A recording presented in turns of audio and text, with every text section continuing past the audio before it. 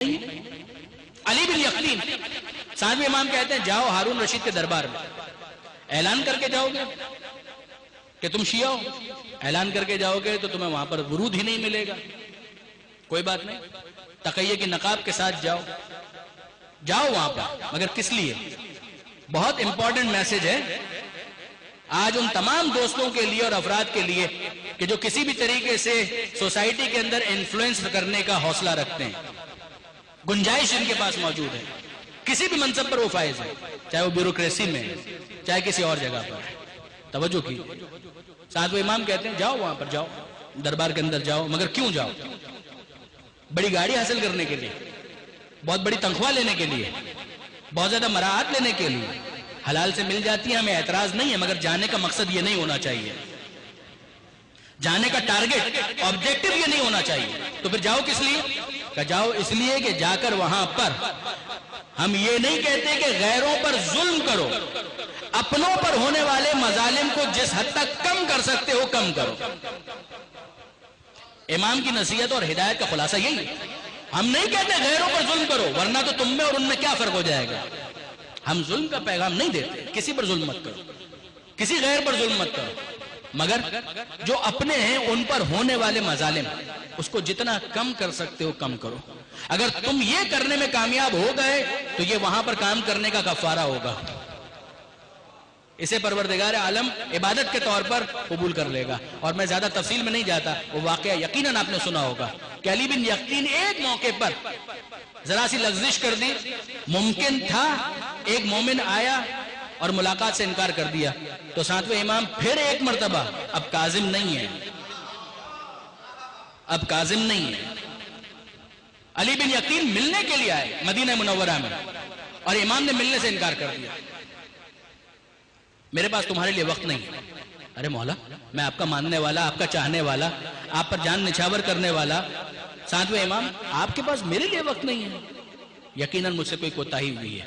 اب وہی والی بات برادران عزیز، ایک تو وہ انداز ہوتا ہے نا، میں ان کا ماننے والا، میں ان کا چاہنے والا، میں ان کے لیے اپنے آپ کو خطرے میں ڈالوں اور یہ مجھ سے ملنا بھی نہیں چاہتے، تو میرا اور ان کا کوئی تعلق نہیں، میرے راستہ الگ، ان کا راستہ الگ۔ لیکن واقعاً اگر امام مانا ہے تو پھر بھروسہ بھی کرو کہ اگر ناراض ہیں تو کوئی وجہ ناراضی ہے، کوئی کوتاہی ہوئی ہے۔ اگر اس کوتاہی کی طرف توجہ نہیں ہے تو امام ہی سے پوچھو کہ مولا مجھ سے کیا کوتاہی، مجھ سے کیا غلطی ہوگی۔ اب یہ شخص آ کر، علی بن یقین آ کر امام سے اصرار کرتے ہیں کہ مولا تھوڑی دیر کے لیے مجھ سے ملنے، مجھے یہی بتا دیں کہ میں نے کیا غلطی کر دی۔ اور اب ساتویں امام کہتے ہیں اگر تمہارے پاس اس مومن کے لیے وقت نہیں ہے تو میرے پاس تمہارے لیے کوئی وقت نہیں ہے۔ کیا وہ مومن کوئی ناجائز بات کہہ رہا تھا؟ اب یہ سارے assumptions ہیں، کیا وہ مومن کوئی ناجائز بات کہہ رہا تھا؟ کیا کوئی انڈیو فیور مانگ رہا تھا یا نہیں؟ وہ بیچارہ ایک ڈیو فیور جو اس کو ملنا چاہیے تھا، جو اس کا حق تھا، وہ مانگ رہا تھا، تمہیں بھیجا ہی اس لیے تھا۔ اگر تم وہاں پر ہوتے ہوئے یہ کام نہیں کر سکتے پھر تمہارے ہونے کا فائدہ کیا ہے؟ پھر تمہارے ہونے کا فائدہ کیا ہے؟ اگر کوئی انڈیو فیور مانگ رہا ہوتا، اگر کسی اور پر ظلم کرنے کا کہہ رہا ہوتا تو ہم خود اس کی مذمت کرتے ہیں۔ کہا مولا اب میں کیا کروں، مجھے اتنی اجازت دیجئے کہ میں اس کے پاس جاؤں اور جا کر اس سے معافی مانگ کر آؤں۔ امام نے کہا کہ واقعاً اگر تم معافی کے لیے تیار ہو، ابھی بشر حافی کا آپ نے تذکرہ سنا، علی بن یقین، اب وہ اعجاز امامت کی پوری تفصیل دامن وقت میں اتنی گنجائش نہیں، مگر امام نے اہتمام کیا، وہ شخص علی بن یقین راتوں رات پہنچا، اس غریب مومن کے دروازے پر دق الباب کیا، اس نے اندر سے پوچھا کون؟ کہا میں علی بن یقین۔ کہا کہ کیوں مذاق کرتے ہو بھائی، علی بن یقین وہ اتنا بڑا آدمی میرے گھر پر کہاں آئے گا؟ کہا کہ نہیں میں علی بن یقین ہوں، خدا کے لیے دروازہ کھولو۔ دروازہ کھولا اس نے ملاقات کی اور اب اس نے کہا کہ بھائی مجھ سے غلطی ہو گئی، مجھے معاف کر دو۔ امام مجھ سے ملاقات کے لیے تیار نہیں ہے۔ یہ شخص بھی اپنے دل میں سوچتا ہوگا کہ مجھ غریب کے لیے امام اس حد تک حساس ہے، مجھ غریب کے لیے امام اس حد تک سینسٹیو ہے کہ علی بن یقین کو اس طرح سے ناراضگی کا سامنا کرنا پڑا۔ کہا کہ بھائی میں نے تم کو معاف کیا، کہا کہ نہیں اس طرح سے نہیں، میں ثبوت لے کر جانا چاہتا ہوں۔ کہا کیا مطلب، تم کیسا ثبوت چاہتے ہو؟ کہا کہ میں یہ چاہتا ہوں کہ میں زمین کے اوپر لیٹ جاؤں، تم اپنے پیر کی مہر میرے رخسار پر لگاؤ، اس کو لے کر میں امام کی بارگاہ میں واپس جاؤں گا۔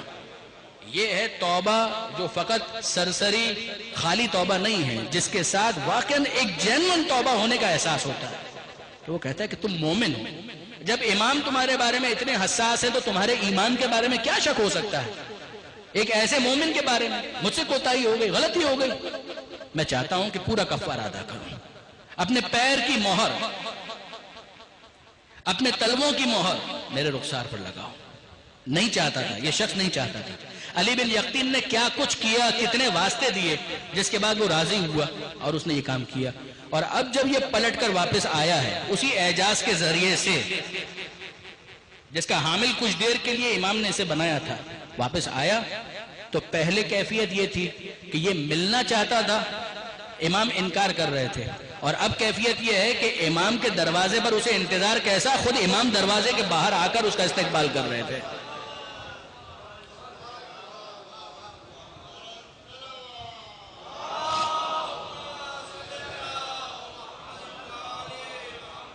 اے علی بن یقطین، کیا کہنے تمہارے، واقعاً تم مومن ہو. اگر تمہیں مومن کا احترام کرنا آتا ہے تو پھر تمہارا احترام، تمہاری محبت ہمارے دل میں ہے، ہم تمہیں نظر انداز نہیں کر سکتے. ساتویں امام کے خاص الخاص اصحاب میں علی بن یقطین کا شمار ہوتا ہے، سچے چاہنے والوں میں واقعاً مومن ایسا ہونا.